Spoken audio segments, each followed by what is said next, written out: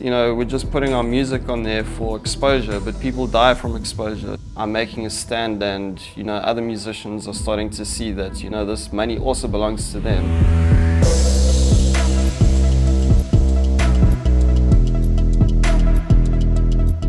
Some would call it career suicide, taking on the country's biggest broadcaster and demanding they pay artists their due.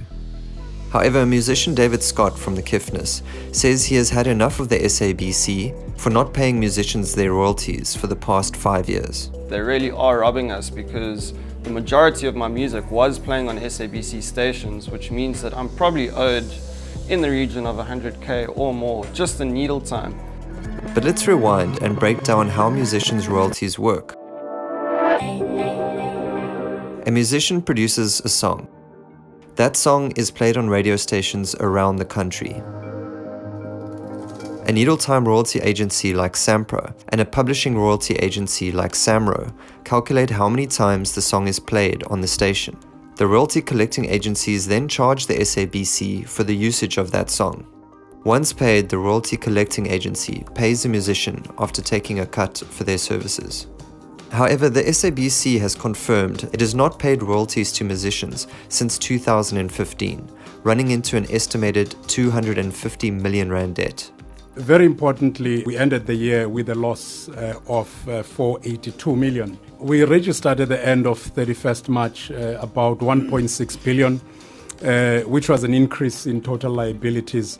These are payables and these are trade and other payables that we'll be looking into in line with the priorities of the bailout.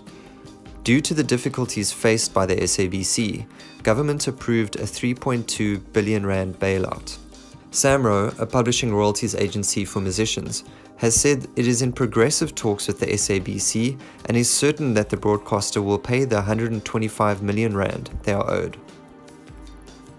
However, not everyone is so optimistic. Needle time royalty agency Sampro, which says it represents more than 20,000 performers, claims the SABC still owes its members more than 100 million rand in royalties. They haven't paid for 2015-16, 16-17, 17-18 and 18-19, so they haven't paid anything. And it's only the SABC that has done that. All the other broadcasters, commercial broadcasters, they've been paying us. We don't have any problem with commercial broadcasters. Maybe the SABC should stop using our members' music, and let's see how they survive without 96% of all music that is available in South Africa. This is my retirement annuity. This is money that I should be using to put a deposit down on a house. Gigging's fun, but I can't do it forever. Scott began a petition in September 2019 after learning of the SABC's government bailout. The petition calls for artists to place pressure on the SABC to pay the outstanding royalties owed to musicians. You know, the whole point is for musicians to kind of just band together and tell the SABC that, listen, without us, you don't exist. What he's doing is correct because it's part of our members rising up. SABC Radio has 120 million listeners a month, bringing in an estimated 1.6 billion rand in advertising revenue. If South African artists boycott the SABC, that advertising revenue could be lost. The broadcaster has said that they are working on paying back the musicians' royalties.